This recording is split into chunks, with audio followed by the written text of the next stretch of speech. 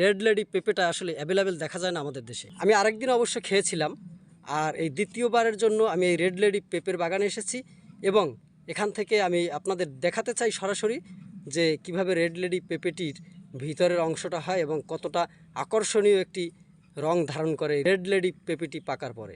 আপনাদের জন্য শুভকামনা রইল এবং দেখতে থাকুন আমার এই রেড লেডি পেঁপের ভিডিওটি। তো আজকে এই প্রথম আপনাদেরকে কোনো পেঁপে বাগানে গিয়ে সরাসরি পেঁপে খেয়ে দেখাবো এবং এর ভিতরের চেহারাটা দেখাবো, যাতে আপনারাও উদ্বুদ্ধ হন এবং অনুপ্রাণিত হন আমার এই ভিডিওটির মাধ্যমে। খুবই আকর্ষণীয়, পাশাপাশি অনেক সুমিষ্ট জাতের হয় এই রেড লেডি পেঁপেগুলো।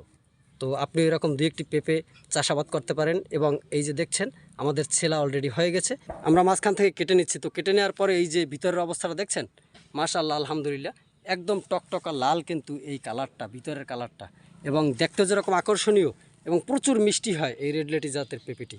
আপনাদেরকে দেখানোর একটাই উদ্দেশ্য, সেটা হচ্ছে আপনারা এই ভিডিও থেকে অনুপ্রাণিত হয়ে আপনারা এরকম দুই একটি রেড লেডি জাতের পেঁপে চাষ করবেন আপনাদের পরিবারের জন্য। আপনাদের জন্য শুভকামনা রইল। আসসালামু আলাইকুম।